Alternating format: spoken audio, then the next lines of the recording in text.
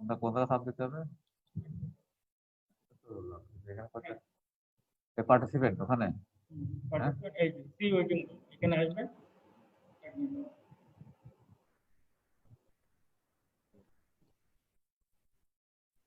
এটা নাকি ওখানে চলে আসবে অটোমেটিক সামনে আপনার এটা অ্যাডমিট অ্যাডমিট অল করে এটা ওটা অলরেডি মানে অটোমেটিক আসবে। হ্যাঁ হ্যাঁ চলে আসবে অ্যাডমিট অল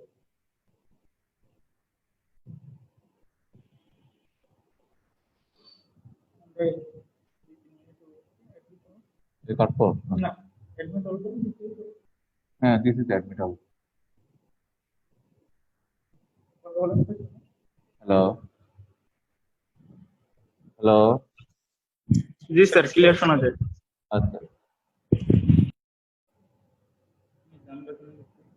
অ্যাডমিট অল তো দেখলাম, অ্যাডমিট অল সেগুলো কই এই যে আসতেছে সবাই,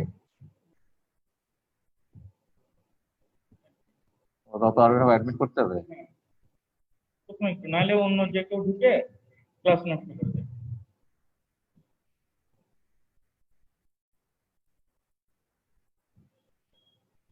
রেকর্ডিং হচ্ছে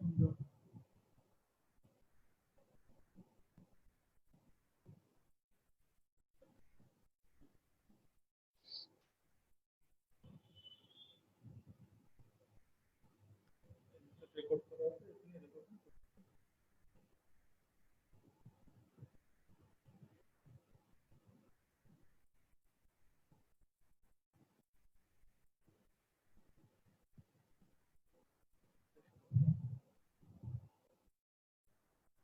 একজন করে আসতেছে আর দেখাচ্ছে অ্যাডমিট। হ্যাঁ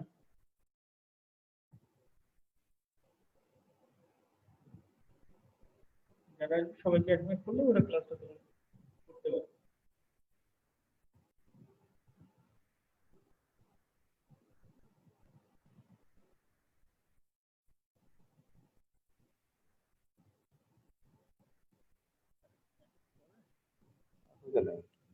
আর বেশিক্ষণ আধা ঘন্টা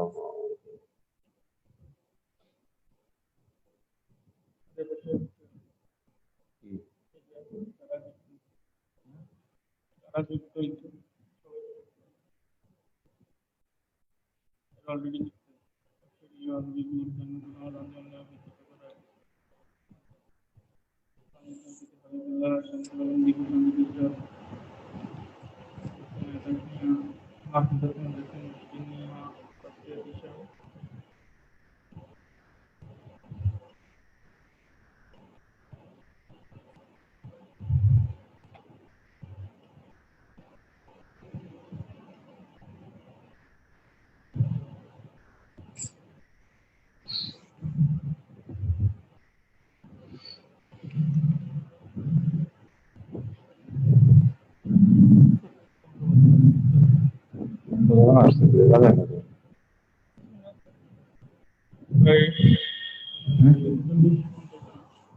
ওই দেখবে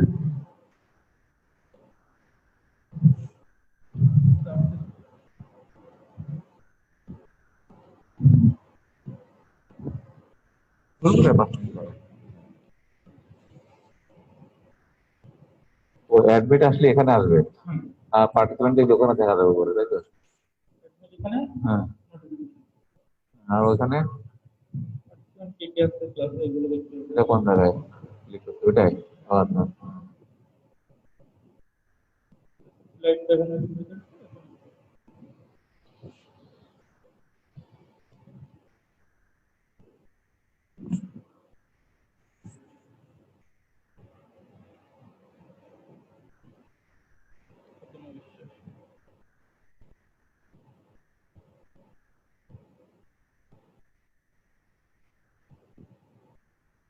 আপনি স্যার কথা বলতে পারেন, আপনি ক্লাস না শুরু করে বাকিদের সাথে কথা বলতে পারেন যে আগের বিগত ক্লাস কিভাবে কি ওই কথা শোনা যাবে ওদের? হ্যাঁ হ্যাঁ হ্যাঁ ওটা বলো যে কোনো একজন আনমিউট করে কথা বলবেন কারো কাছে শুনতে পাবেন।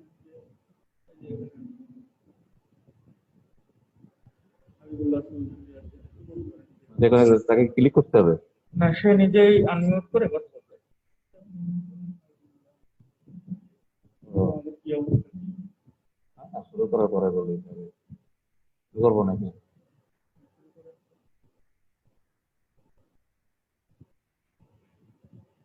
আমি যদি বলি যে তোমরা আমাকে শুনতে পাচ্ছ, আগে শুনতে পারে বলতে পারবে? হ্যাঁ আমি যদি বলি যে তোমরা কি শুনতে পাচ্ছ আমাকে? হ্যাঁ হ্যাঁ, আপনি বলেন, দেখুন রিপ্লাই বলেন, ওকে রিপ্লাই দিবে। Hello, hello. হ্যালো, ওয়ালাইকুম আসসালামু আলাইকুম স্যার। ওয়ালাইকুম আসসালাম। তোমরা কি শুনতে পাচ্ছ আমাকে? জি স্যার।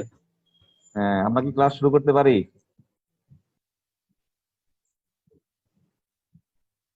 জি স্যার, শুরু করতে পারি স্যার। তাহলে আমি শুরু করি ক্লাস, ঠিক আছে? Welcome you all. It's a new situation. আচ্ছা, তোমাদের মধ্যে কোনো মানে ফরেনার তো নাই না? না স্যার। তাহলে আমরা না স্যার। বাংলা ইংলিশ মিলাই বললে সুবিধা হবে তোমাদের জন্য আমাদের জন্য, তাই না? তাহলে বুঝতে জি পারবা। স্যার, জি স্যার। আমার মনে হয় যদি ফরেনার না থাকে তাহলে আমরা শুরু করি, হ্যাঁ? তাহলে আসলে প্রথমেই তো তোমাদের সাথে ফর্মাল পরিচয় আমার দরকার, কারণ আমি তো আসলে আগে কখনো ক্লাস নিইনি। তাহলে আমি হচ্ছি ডাক্তার শাহিদুল হাসান। আমি গ্যাস্ট্রোএন্টারো ডিপার্টমেন্টে আছি অ্যাসোসিয়েট প্রফেসর হিসেবে। আর যেহেতু তোমার সাথে আমাদের ফর্মাল পরিচয় আগে কখনো হয় নাই, অনেকেই চিনি, অনেকেই হয়তো আমাকে দেখে থাকতে পারবো। আর আমার বাড়ি হচ্ছে নড়াইলে। আমি গ্রাজুয়েশন করছি রাজশাহী মেডিকেল কলেজ থেকে। আপাতত এইটুকুই পরিচয়। আমরা এখন ক্লাস শুরু করি। আমাদের তোমাদের গ্যাস্ট্রোএন্টারোলজি এবং হেপাটোলজি ক্লাস সম্ভবত আহাদ স্যার এবং কুতুবুদ্দিন স্যার নিয়েছেন। আমি আসলে কমপ্লিট লিস্টটা এখনো পাইনি তোমাদের কি কি পড়ানো হয়েছে। তা আমি আসলে প্রথমে আজকে তোমাদের পড়াতে চাই ডিসফেজিয়া। খুবই গুরুত্বপূর্ণ একটা জিনিস। মানুষের যে বেসিক চাহিদা, তার মধ্যে খাবার বা খাদ্য একটা আছে, তাই না? তা আমরা যদি খেতে না পারি, সেটা আমাদের জন্য একটা হচ্ছে যে স্কারসিটি অফ ফুড, যে আমাদের খাবার নাই। আর একটা হচ্ছে খাবার আছে কিন্তু এটা খেতে পাচ্ছি না। একটা খুবই ইম্পর্টেন্ট একটা জিনিস। আমি জানি না পরীক্ষাতে তোমাদের কতটুকু লাগবে, কিন্তু প্র্যাকটিক্যালে অনেকটাই আমরা পাই যে স্যার আমি খেতে পাচ্ছি না, আমাকে খাওয়ার ব্যবস্থা করেন, আমি দুর্বল হয়ে যাচ্ছি। Very important. সুতরাং পরীক্ষা যতটুকু না হোক, আমি মনে করি পরীক্ষাই সব শেষ না। তোমাদের মানে পরবর্তী তোমাদের ব্যবহারিক জীবন, এটা তোমাদের জন্য অনেক উপকারী হবে। খেতে পাচ্ছি না একটা মানুষের জন্য কিন্তু একটা বিরাট মানে একটা প্যাথেটিক একটা ঘটনা। এবং রোগীরা যখন আমাদের কাছে এসে বলে স্যার খেতে পাচ্ছি না, তখন সত্যি আসলে তার চোখ মুখের দিকে তাকালে তোমরা দেখতে পারবা যে আসলে কেমন অবস্থা হয়। তাহলে আসলে আমরা আসলে সব বিধিদের প্রথমে আছে একটা ডেফিনেশন। ডেফিনেশনটা হচ্ছে যে একটা ডিজিজকে সংক্ষেপে তাকে বর্ণনা করা। এবং আমি যদি একটা ডিজিজের ডেফিনেশন, আমি জানি ডেফিনেশন নিয়ে অ্যালার্জি আছে, আমারও আছে। সারা পরীক্ষাতে ডেফিনেশন জিজ্ঞেস করতে খুবই বিরক্ত হতাম। ডেফিনেশন কেন জিজ্ঞেস করবে আমাকে এই বয়সে এসে? আসলে একটা ডিজিজের মধ্যে ডেফিনেশনে ডিজিজের সার সংক্ষেপ দেওয়া থাকে। তুমি যদি ডেফিনেশন না জানো বা ডিজিজটা কি না জানো, তাহলে ডিজিজটা ডিফাইন করা খুব কঠিন, সত্যি কঠিন। আসলে আমরা হ্যাঁ আমি জানি যে ডেফিনেশন মুখস্থ করা কঠিন, অনেক বড় কঠিন। আমরা অনেক সময় এমব্রেস হয়েছি, ডেফিনেশন জিজ্ঞেস করলে এক লাইন বলতে পারছে, এক লাইন বলতে পারিনি। কিন্তু আমার কাছে তারপরেও এখন শিক্ষক হিসেবে মনে হয় যে ডেফিনেশনটা মুখস্থ না করি, অন্তত আমরা যাতে বুঝতে পারি। তাহলে আমি প্রথমে শুরু করি ডেফিনেশন দিয়ে। Dysphagia may be defined as difficulty in swallowing. এখন কোশ্চেন হবে what is swallowing? Difficulty in swallowing called dysphagia। তাহলে আমাকে স্বভাবতই কোশ্চেন আসে যে হোয়াট ইজ swallowing? দেখো, swallowing এর আহ, অনেকেই বাংলা বলে যে গেলা। গেলা হচ্ছে ডিগ্লিটেশন। swallowing তো হচ্ছে, দেখো পরের লাইনে আমি লিখছি ইম্পেয়ার্ড, না ইম্পেয়ার্ড না, swallowing means passage of food from mouth cavity to the stomach, পরিষ্কার কথা, যে মুখ গহ্বর থেকে পাকস্থলী পর্যন্ত খাবারকে যাওয়াকে বলে সোয়ালোয়িং। তাহলে আমি যদি একটু বলি যে ডিফিকাল্টি ইন সোয়ালোয়িং, ডিফিকাল্টি অর্থ কি? Sensation of impaired passage. তাহলে তুমি যদি বলো যে ডিফিকাল্টি ইন সোয়ালোয়িং, অথবা যদি বলো আরো সহজ করে আরো বোঝার জন্য, it refers to the sensation of impaired passage of food from mouth cavity to the stomach। মানে আমি মুখ থেকে স্টোমাকে যেতে যদি কোনো কারণে আমার কাছে মনে হয় যে আমার সমস্যা হচ্ছে, দ্যাট ইজ ডিসফেজিয়া। সুতরাং খুব সংক্ষেপে বলতে পারলে ডিফিকাল্টি ইন সোয়ালোয়িং, অথবা বলবা refers to a sensation of impaired passage of food from mouth cavity to the stomach। প্রথমটা হচ্ছে তোমার বলার জন্য, সেকেন্ড ডেফিনেশনটা তোমার বোঝার জন্য। ঠিক আছে তো? আচ্ছা দেখো, অনেকেই বলে, বিভিন্নভাবে বলে, স্যার খেতে পাচ্ছি না, স্যার খাবার যাচ্ছে না। তাহলে ডিফারেন্সিয়াল ডায়াগনোসিস আমাকে বুঝতে হবে যে আসলে হোয়াট ইজ ডিসফেজিয়া, তার সঙ্গে আমাকে ডিফারেন্সিয়েট করতে হবে কয়েকটা জিনিস। যেমন আমি দেখো লিখছি এখানে অডাইনোফেজিয়া, গ্লোবাল সেন্সেশন, ফ্যাগোফোবিয়া। অডাইনোফেজিয়া হচ্ছে খাবার খাচ্ছে, খেতে সমস্যা হচ্ছে না, কিন্তু রোগী বলছে স্যার খাবার খেলে ব্যথা লাগে।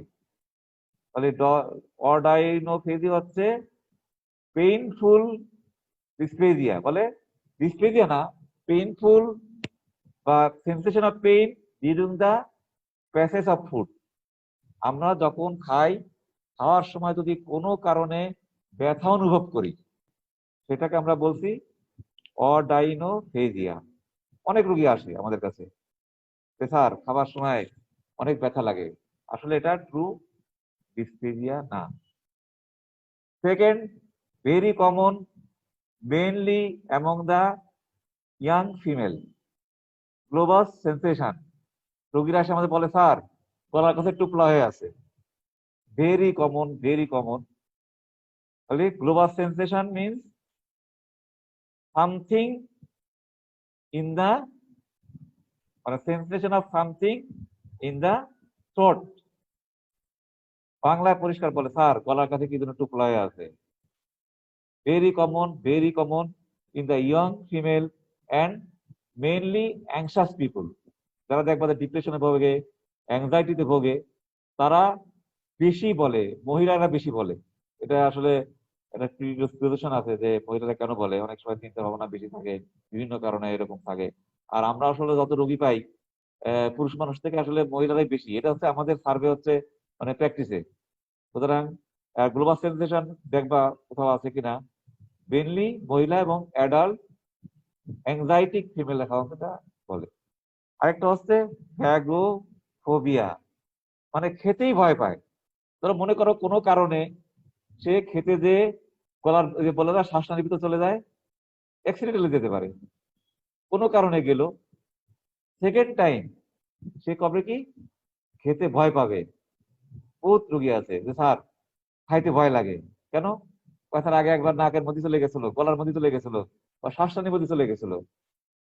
সুতরাং রোগী যখন বলবে স্যার খেতে সমস্যা হচ্ছে বা ডিসপ্লেজিয়া কমপ্লেন করবে, অবশ্যই আমাদের ডিফারেন্সিয়েট করতে হবে এটা অডাইনোফেজিয়া কিনা, গ্লোবাল সেন্সেশন কিনা, অথবা ফ্যাগোফোবিয়া কিনা, অবশ্যই করতে হবে। আর যদি ক্লিনিক্যালি না করতে পারি, অবশ্যই আমাদের ইনভেস্টিগেট করতে হবে।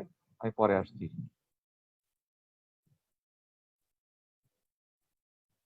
সেকেন্ড, তাহলে আমার মনে হচ্ছে তাহলে ডিসপ্লেজিয়া তো বুঝলাম স্যার, ডিসপ্লেজিয়া কত প্রকার?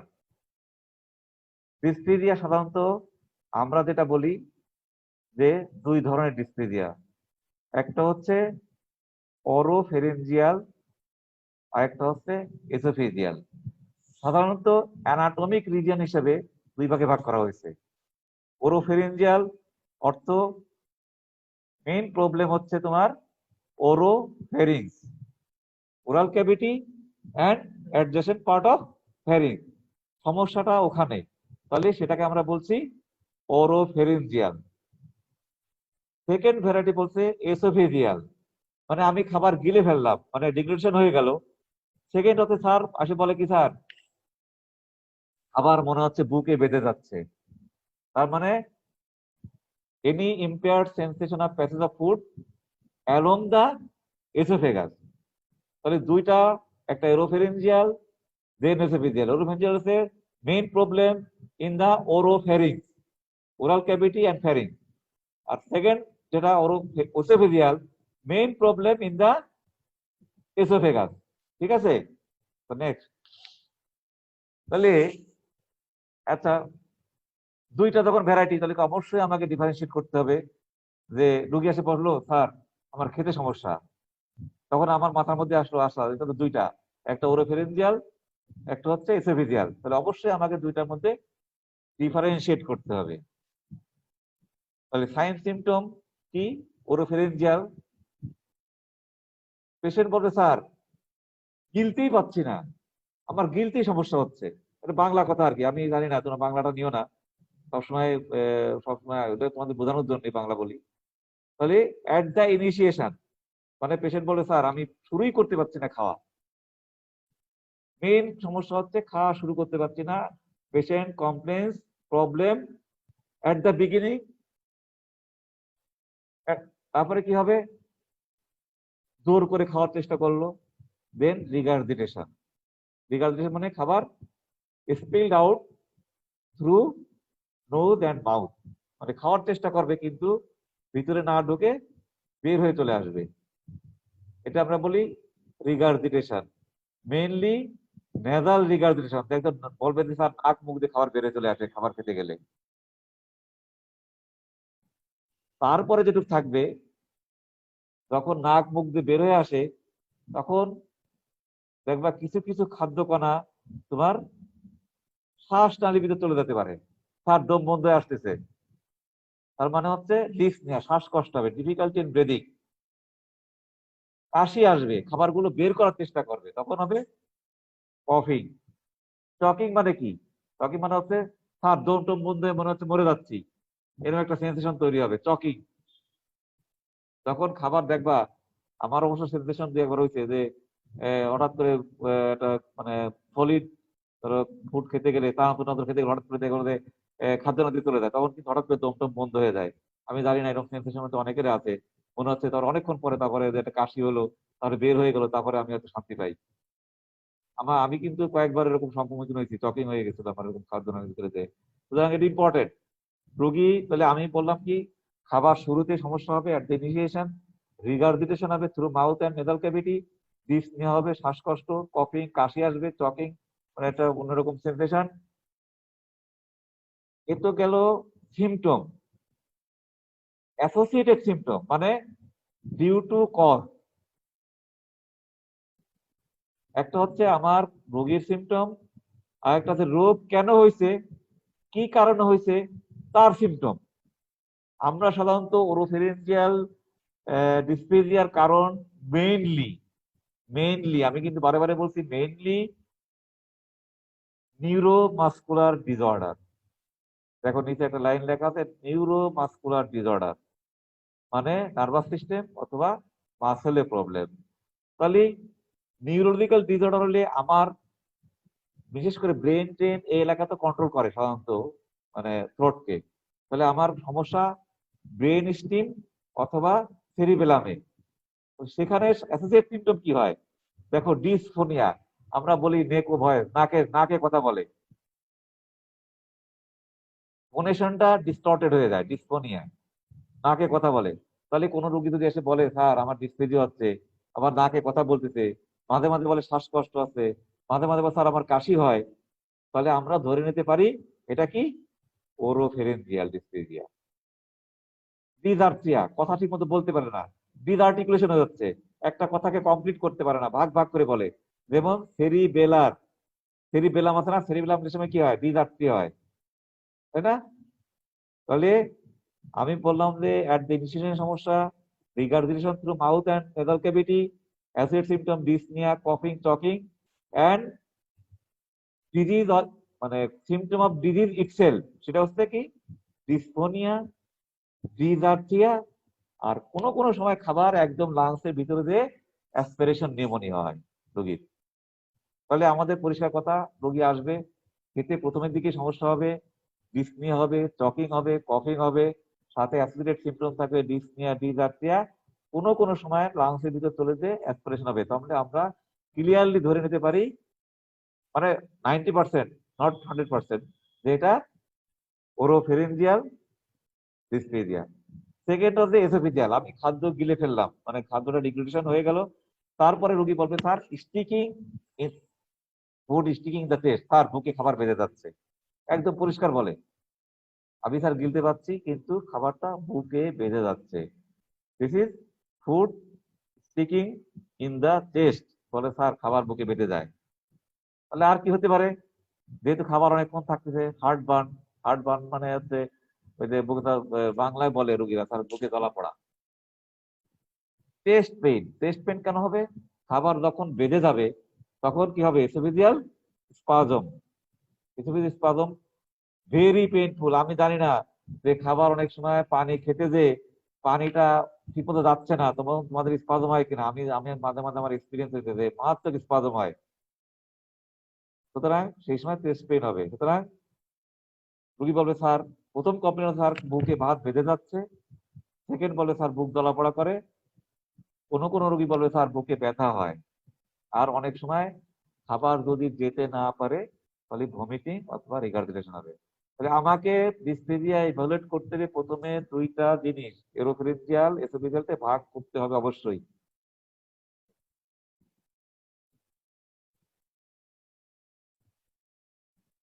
তাহলে আমার সিমটম হয়ে গেল, কারণটা জানতে হবে। আমি একবার পরিষ্কার করে বলছি যে oropharyngeal mainly mainly mainly neuromuscular, mainly, আমি একদম অ্যাবসলিউট বলিনি। কোনো কোনো ক্ষেত্রে দেখো নিচে স্ট্রাকচারাল, তাহলে আমাকে mainly neuromuscular, sometime it may be caused by structural disorder. তাহলে নিউরোমাসকুলার কি কি আছে আমরা সাধারণত দেখো, ওয়ার্ডে তো তোমরা ফিফথে পড়ো, কদিন পরে পরীক্ষা দিবা, দেখো দেখবো যে সব রোগী, ম্যাক্সিমাম রোগী তারা সিবিডি রোগী, মানে স্ট্রোক করছে আমরা বাংলায় বলি, বা বাংলা না ইংলিশই অনেকে বলে, রোগীরা সাধারণত স্ট্রোক করে। দেখো সব রোগীরই নাকে নল দিয়ে খাওয়াচ্ছে, তার অর্থ কি, তার অর্থ তার ওরোফেরেঞ্জিয়াল ডিসপ্লেজিয়া। ম্যাক্সিমাম ম্যাক্সিমাম রোগী দেখবা আগে স্ট্রোক করে শুয়ে আছে, ম্যাক্সিমাম রোগী নাল দেয়া আছে, এবং অ্যাটেন্ডে দেখো 2 ঘন্টা 2.5 ঘন্টা পর পর খাওয়াচ্ছে। এরা তোমরা ওয়ার্ডে অবশ্যই আমি মনে হয় তোমরা দেখেছো। সুতরাং সেরিব্রোভাস্কুলার অ্যাক্সিডেন্ট মেইন নিউরোমাসকুলার ডিসঅর্ডারের মধ্যে পড়ে।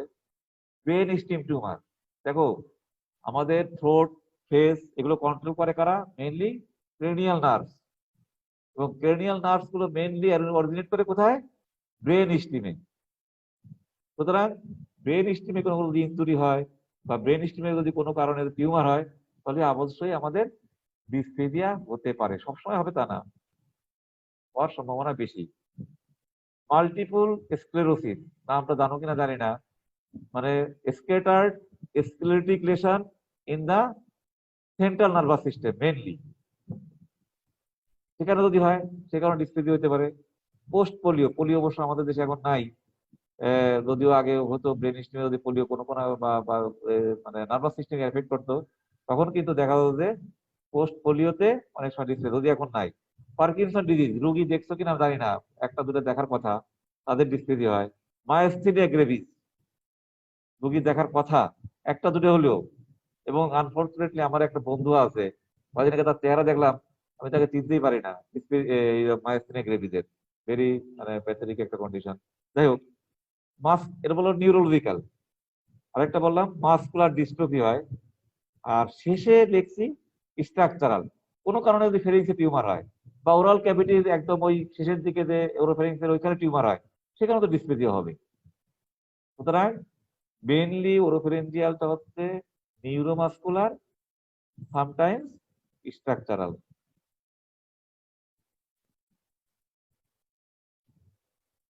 হ্যাঁ, এই দেখো পরেরটা হচ্ছে এসোফেজিয়াল। আমি বলছি মেইনলি স্ট্রাকচারাল, সামটাইমস নিউরোমাস্কুলার। তাহলে আমার প্রথমটা হচ্ছে মেইনলি নিউরোমাস্কুলার কজ, সামটাইমস বা ভেরি রেয়ারলি স্ট্রাকচারাল। আর এসোফেজিয়াল ডিসপ্লেজিয়ার মেইন কজ হচ্ছে মেইনলি স্ট্রাকচারাল, সামটাইমস নিউরোমাস্কুলার। তাহলে আমি যদি একটু আসি, তাহলে একটা প্যাসেজ দিয়ে খাবার যেতে বাধা হবে কখন? যখন এটা ন্যারো হয়ে যাবে। কি কোন জিনিসের মধ্যে? তাইতে অনেক কঠিন, কষ্ট, তাই তো? তাহলে স্ট্রিকচার মানে ন্যারোয়িং।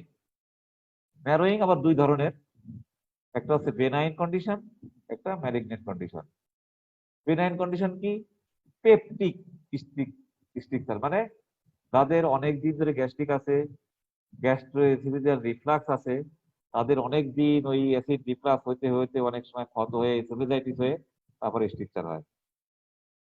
নট কমন, আমাদের এখন কমন না, কারণ আমাদের অনেক পিপিআই মানে অ্যান্টি আলসারেন্ট ড্রাগ এসে গেছে খুব মানে শক্তিশালী। এই জন্য এখন জিনিসটা হয়তো কম, কিন্তু পেপটিক স্ট্রিকচার তাও হতে পারে, মানে রিফ্লাক্স হয়ে ইনফ্লামেশন হয়ে আস্তে আস্তে চিকন হয়ে যাওয়া বা স্নোসিস হয়ে যাওয়া। রিংস অ্যান্ড ওয়েভস, এটা আরেকবার পড়াবো। এটা হলো সাধারণত কনজেনিটাল থাকে, রিংস অ্যান্ড ওয়েভস এর মতো ইসোফেগাসের ভিতরে, তখন আর কি খাবার যেতে বাধা যায়। সাধারণত এটা ইন্টারমিটেন্ট হয়, লং টার্ম হয়, মানে অনেক দিন ধরে মাঝে মাঝে খাবার পেতে যায়, কারণ পাওয়া যাচ্ছে না। Drugs very very very very important. আমরা পাই, আমি জানি না অন্য কেউ পাই কিনা। কেননা দেখবা, আমি একটা ড্রাগের নাম বলি, ডক্সিসাইক্লিন। খুব ইউজ করে, বিশেষ করে গাইনোকোলজিস্ট ইউজ করে অনেক বেশি। তারপরে অনেক যে কোনো ইনফেকশনে, এখন তো আবার কোভিড, এই সময় অনেকে দেখো ইউজ করছে, মানে আসছিল যে ডক্সিসাইক্লিন কাজ করে কিনা। ডক্সিসাইক্লিন খেয়ে অনেক রুগী আমাদের কাছে আসে। আমাদের যেহেতু আমরা গ্যাস্ট্রোন্টারোলজিস্ট, আমাদের এন্ডোস্কোপি করা হবে, এবং প্রচুর রুগী ডক্সিসাইক্লিন খেয়ে ডিসফেজিয়া নিয়ে আসে। আমরা এন্ডোস্কোপি করে দেখি সেখানে ঘা হয়ে গেছে, রুগী খেতে পারছে না। সুতরাং একটা ড্রাগ যদি আমি বলি যে সাবধানে ইউজ করবা, সেটা হচ্ছে ডক্সিসাইক্লিন। অনেক রুগী আসলে এটা মানে আমি সাধারণভাবে মানুষকে বোঝাতে পারবো না যে ডক্সিসাইক্লিন নিয়ে ডিসপ্লেজিয়া নিয়ে আমাদের কাছে আসে। যদি ডক্সিসাইক্লিন দিতেই হয়, নিয়ম হচ্ছে একটা ক্যাপসুল পুরো 1 গ্লাস পানি দিয়ে খাবে। ক্যাপসুলটা গলে দেবে, পুরো 1 গ্লাস পানি খেয়ে ফেলবে। কোনো কারণে যেন এসোফেগাসে স্টিকিং না হয়। সেকেন্ড হচ্ছে আধা ঘন্টা সে আপরাইট হয়ে থাকবে। আমরা দিলে বলে দিই, কিন্তু অন্য কোনো ডিসিপ্লিনে বলে না। এটা হয়তো অন্য ভালোভাবে হয়তো জানে না, বা হয়তো ওরকম ভাবে কেয়ার করে না। কিন্তু ডক্সিসিক্লিন খেয়ে যদি দিতে হয়, একটা রোগী 1 গ্লাস পানি খাবে, 1 গ্লাসটা পুরোটাই খাবে একটা ক্যাপসুলের সাথে, মিনিমাম আধা ঘন্টা আপরাইট হয়ে থাকবে, তাহলে কিন্তু ক্যাটাস্ট্রফি হওয়ার সম্ভাবনা থাকে। সুতরাং আর কি কি ড্রাগ হইতে পারে? টেট্রাসাইক্লিন। আর কি হইতে পারে? আয়রন। আর কি হইতে পারে? পটাশিয়াম। এগুলো খেলে এসোফেজিয়াল ইনজুরি হয়, ডিসপ্লেজিয়া হয়। ঠিক আছে, ড্রাগ গুলো ইম্পর্টেন্ট। যেহেতু তোমরা কদিন পরে লেখা শুরু করবা, ডাক্তার হবা, তখন একটা রোগী আসলো ডক্সিসাইক্লিন দিয়ে গেলে কিছুই বললে না, 2 দিন পরে দৌড়াতে স্যার আর খেতে পারছি না। Very very disgraceful. সুতরাং ড্রাগ গুলো মেইনলি ডক্সিসাইক্লিন, টেট্রাসাইক্লিন, আয়রন, অনেক সময় ক্যালসিয়াম খেলে হয়, potassium solution, KT syrup, KT tablet, হামেশা আমরা লিখি, হাইপোক্যালেমিয়ায় হতে পারে। সুতরাং সাবধান। Then malignant. হ্যাঁ, হ্যাঁ, ঠিক আছে, শেষ হয়ে যাবে, এই তো আর চলে আসছি। ম্যালিগনেন্ট যে কোনো কারণে যদি এসোফেগাসে টিউমার হয়, তাই না? হতে পারে। গ্যাস্ট্রিক কার্সিনোমা কোথায় হবে? ইন দা আপার পার্ট, কার্ডিয়াতে, তখন কিন্তু ডিসপ্লেজিয়া হবে, কমন। আর হচ্ছে এক্সটেন্সিভ টিউমার, কোনো কারণে যদি তোমার মেডিসিনাল টিউমার থাকে, সেটা এসোফেগাসকে পুশ করে ন্যারোইং করে দেবে। আমি যে আরেকটা বলছিলাম, এসোফেজাইটিস। এসোফেজাইটিস কি সেটা দুই ধরনের, একটা পেপটিক, একটা ক্যানিডিয়াসিস। পেপটিক মানে আগেই বলছি যে তাদের রেফ্লাক্স ডিজিজ থাকে, ইনফ্লামেশন হয়ে অনেক সময় ডিসপ্লেজিয়া হতে পারে, সেটা হচ্ছে স্ট্রিকচারের আগের অংশ এসোফেজাইটিস। আরেকটা ক্যানিডিয়াসিস, আমি জানি না, সাধারণত ডায়াবেটিক পেশেন্ট, তাদের ইমিউনো কম্প্রোমাইজ, তাদের ক্যান্ডিডিয়াসিস বেশি হয়, এবং এন্ডোস্কোপি করে দেখা গেলো যে পুরো এসোফেগাসে আলসারেটেড হয়ে গেছে এবং ক্রিমি, একদম ক্রিমের মতো, সাদা ক্রিমের মতো পুরো অংশটা জুড়ে আছে। এবং যারা মানে আসলে রুগী না দেখলে বোঝা যায় না এগুলো, আর এন্ডোস্কোপি না হলে কনফার্ম করা যায় না। আমাদের কয়েকটা রুগী পাইছে এরকম, ক্যান্ডিডিয়াসে রুগী খেতে পারছে না, সিম্পল অ্যান্টিফাঙ্গাল ড্রাগ দিলে রোগী 15 দিনের মধ্যে ভালো হয়ে যাচ্ছে, খাইতে পারছে না। সুতরাং ডিসপ্লিনটা মানে খারাপ না, সবসময় খারাপ না, অনেক বেনাইন কন্ডিশন আছে যে আমরা ট্রিটেবল। ডিজ মোটিলিটি আমাদের একালেশিয়া পড়াইছে কিনা আমি জানি না, একালেশিয়া কার্ডিয়া এন্ড ডিফিউজ এসোফেজিয়াল স্পাজম, আমি একটু পরে আসবো, আর একটু পরে।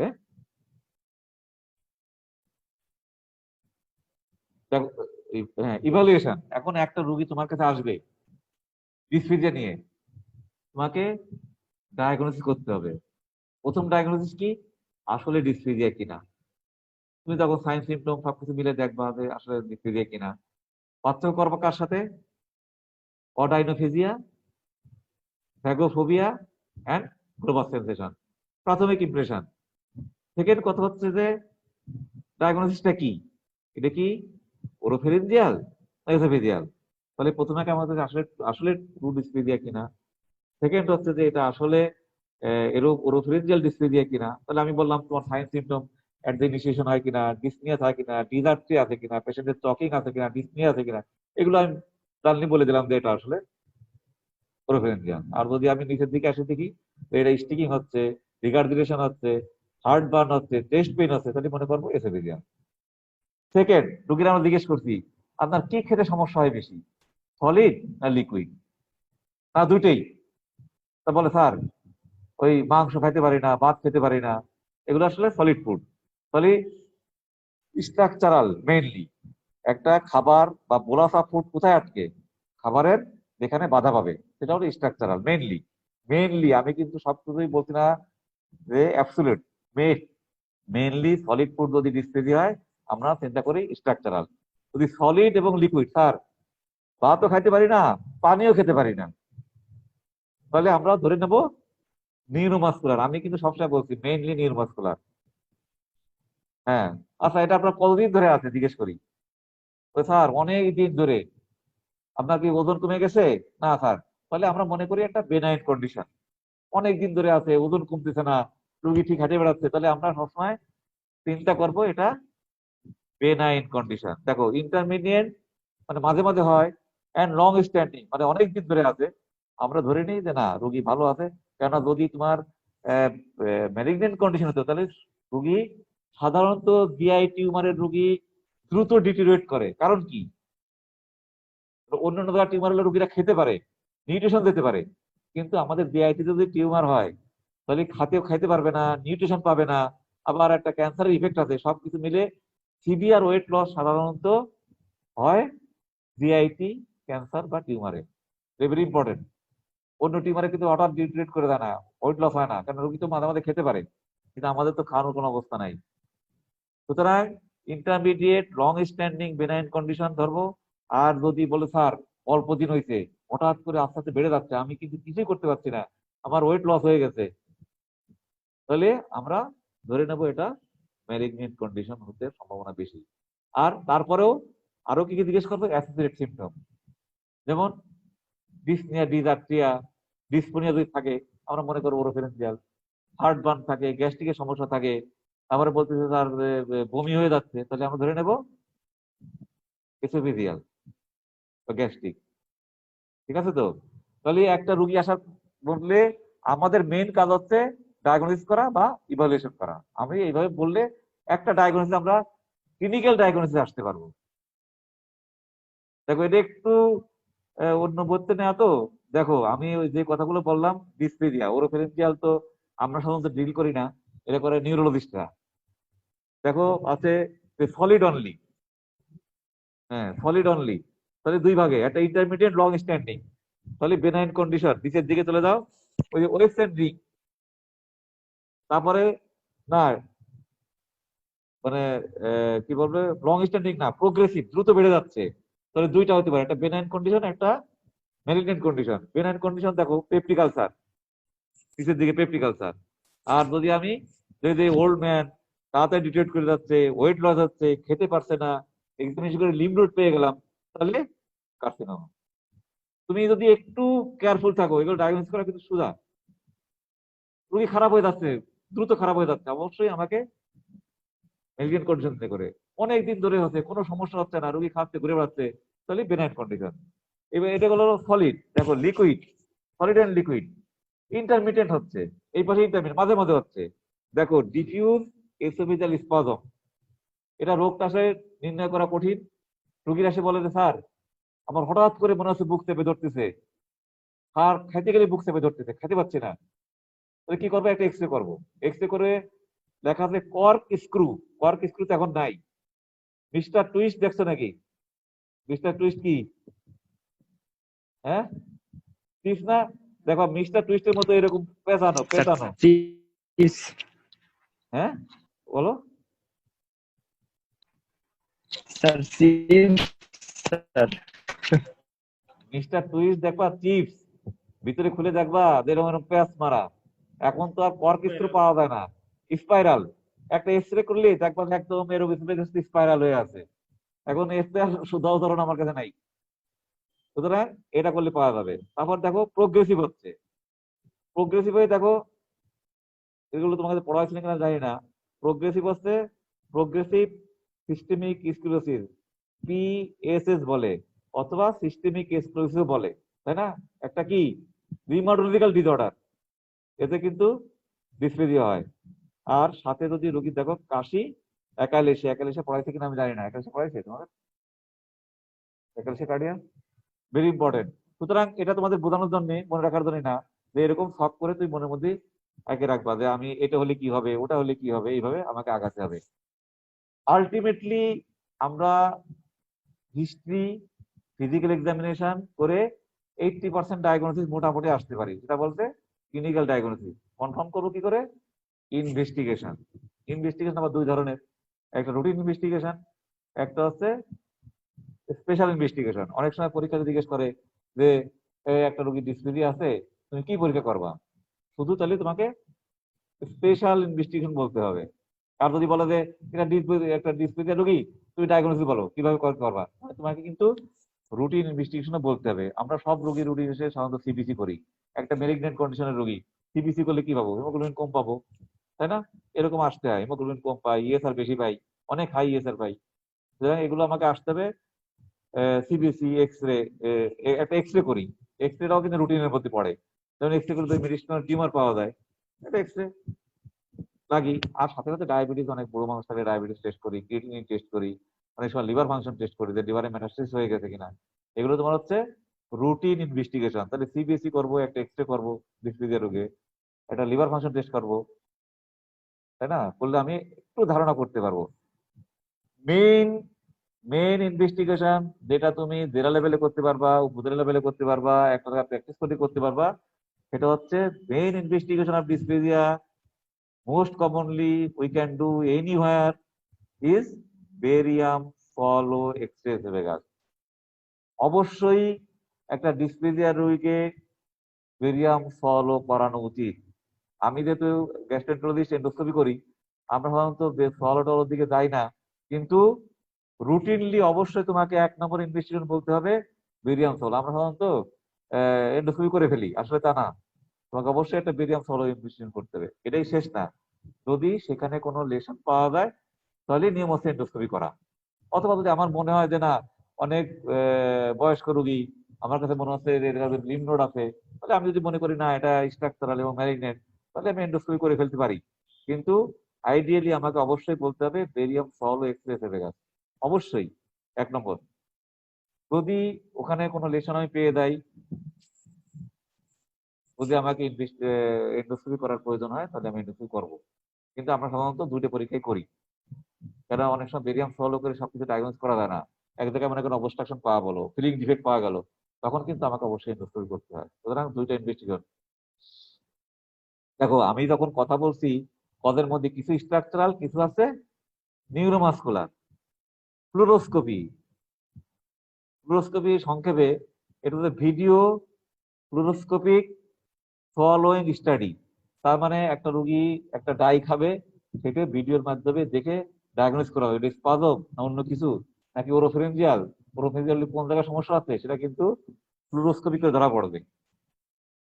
ম্যানোমেট্রি, ম্যানোমেট্রি হচ্ছে প্রেশার মাপা। আর প্রেশার মাপি এসোফেগাসের, এসোফেগাসের কোথাকার প্রেশার?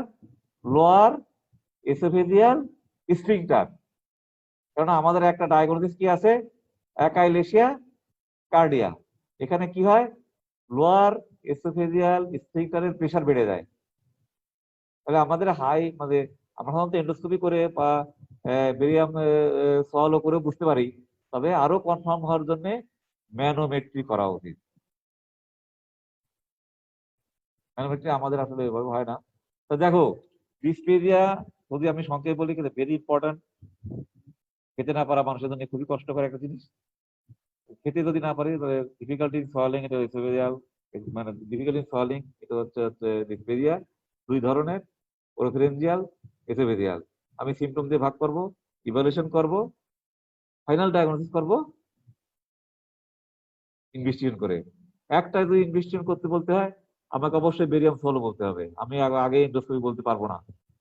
তাহলে ইনভেস্টিগেশন যদি 1 নম্বর বলতে হয় barium follow, second investigation endoscopy. আর যেগুলো ফ্লুরোস্কোপি, ম্যানোমেট্রি এগুলোতে আরো স্পেশালাইজড। যদি কোনো সাহায্য জিজ্ঞেস করে তাহলে একা এসে কি করবা, তার ম্যানোমেট্রি। যদি ওরোফেরেঞ্জিয়াল কি করতে চাও, তার ফ্লুরোস্কোপি, ভিডিও ফ্লুরোস্কোপিক সোয়ালোং স্টাডি। তোমাকে আস্তে আস্তে এইভাবে আসবে। দেখো পরীক্ষা তো অবশ্যই পাশের জন্য করতে হবে, পাস করবা, অবশ্যই পাস করবা। মেডিকেল পড়তে এসে সাধারণত ফেল করে না, হয়তো 2 একবার করে, এটা আমরাও করছি, এটা নিয়ে ভয় পাবার কিছু নাই। আর স্যাররা ফেল করানোর জন্য বসেও থাকে না, তোমরাও প্রিপেয়ার থাকবা। কিন্তু পাস করার জন্য কিছু টেকনিক দরকার। তুমি কম যেন পাস করতে পারো, আবার অনেক বেশি দিনেও দেখো অনেকে পাস করবে না, খুব খারাপ লাগে। ছেলে অত জানে, এত পড়তে পাস করতে পারে নাই। অথচ দেখো একটা ছেলে তোমার পাশেই বিশেষ করে অল্প বয়স পর্দায় নিয়ে যাবো পাস করে গেছে, ওর টেকনিক আছে। সুতরাং টেকনিক্যাল হতে পাস করার জন্য। আর কিছু কিছু জিনিস আমরা পড়াই নট ফর দ্য এক্সামিনেশন, এটা তোমার প্র্যাকটিক্যাল লাইফের জন্য দরকার। আমি মনে করি ডিসপ্লি যে তোমার পরীক্ষাতে যদি নাও ধরে স্যার আমি জানি না, তবে প্র্যাকটিক্যাল লাইফের জন্য ভেরি ভেরি ইম্পর্টেন্ট। তাহলে আপাতত খোদা হাফেজ। তোমাদের যদি কোশ্চেন থাকে করতে পারো।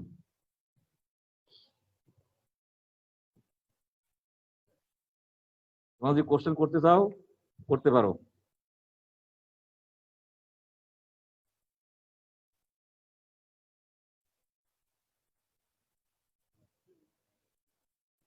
তোমরা যদি কোশ্চেন না করো তাহলে শেষ করব, কারণ তোমরা তো ক্লাস করতে করতে বা টায়ার্ড। যাই হোক শোনো, কোশ্চেন করার না করার দুইটা পথ, একটা হচ্ছে সব বুঝে ফেলানো, আর আরেকটা হচ্ছে যে কিছুই বুঝি নেই। এই এই সব বুঝে ফেলানো এই বয়সে ভালো না, আবার কিছু না বোঝা ভালো না। সুতরাং আমার মনে হয় তোমরা মাঝখানে থাকবা, যে স্যার কিছু বুঝছি কিছু বুঝি নাই, তাহলে আমার মনে হয় সেটাই সবচেয়ে ভালো হয়। যাই হোক, তোমার যদি কোনো কোশ্চেন থাকো বলো, নাহলে ক্লাস লিড করে দিই। হ্যাঁ, সামনে ক্লাস নিব। আচ্ছা, তোমাদেরকে ইভালুয়েশন অফ জন্ডিস পড়ানো হয়েছে কোনো সময়? ইভালুয়েশন অফ জন্ডিস, আমি কিন্তু জন্ডিস না, ইভালুয়েশন অফ জন্ডিস মানে একটা জন্ডিস পেশেন্ট তোমার কাছে আসবে, তুমি পেশেন্টকে ইভালুয়েট করবা, এরকম কোন টপিক পড়ানো হয়েছে কিনা? এমনি জন্ডিস না, জন্ডিস তো জানো, জন্ডিস হলুদ হয়ে যায় কয় প্রকার, এসব দরকার নাই। আমি মনে হচ্ছে একটা জন্ডিস পেশেন্ট খুব কমন আমাদের দেশে। না স্যার, হয় না স্যার। তাহলে আমি যদি তোমরা চাও তাহলে এই ক্লাসটা দিতে পারি, যে একটা জন্ডিস, যেমন আজকে ডিসপ্লে পেশেন্ট পড়ালাম, এটা প্র্যাকটিক্যাল, অনেক প্র্যাকটিক্যাল পাবা। আবার জন্ডিস মানে একটা জন্ডিস আসলো, how to evaluate a patient with jaundice, how to approach to the diagnosis of jaundice, খুবই ইম্পর্টেন্ট। তোমরা যদি চাও তাহলে সামনের সপ্তাহে তো আলাপ করতে পারি। হ্যাঁ, আর তোমরা যদি স্পেশাল কিছু বলতে চাও যে স্যার আমরা এটা পড়তে চাই, এটা আমার জানা নাই, সেটাও তোমাদের বলতে পারো। আর নাহলে আমার মতো আমি মোটামুটি যতটুকু পারা যায় পড়ানোর চেষ্টা করবো। হ্যাঁ, তাহলে কোশ্চেন যদি না থাকে খোদা হাফেজ, সবাই ভালো থাকো। আর আসলে ক্লাস তো একদম নেওয়া আমাদের আসলে কথা না, সামনাসামনি নেওয়ার কথা, তাহলে তোমাদের সাথে আমাদের ইন্টারাকশনটা ভালো হয়, কারণ তো চেহারা দেখা হয়। এটাও একটা দরকার, পড়াশোনার জন্য ইন্টারাকশনটা খুব ইম্পর্টেন্ট। এখন কি করবো, করার তো কিছু নাই, নিউ সিচুয়েশন। হ্যাঁ, নিউ সিচুয়েশন, এখন নতুন টার্ম আছে নিউ নর্মাল। হ্যাঁ, সুতরাং আমাদের এইভাবেই চলতে হবে, এটাই আমাদের নর্মাল ভাবে নিয়ে চলতে হবে, উপায় নেই। সুতরাং সবাই ভালো থাকো, সাবধান থাকো, সুস্থ থাকো। হ্যাঁ, খোদা হাফেজ।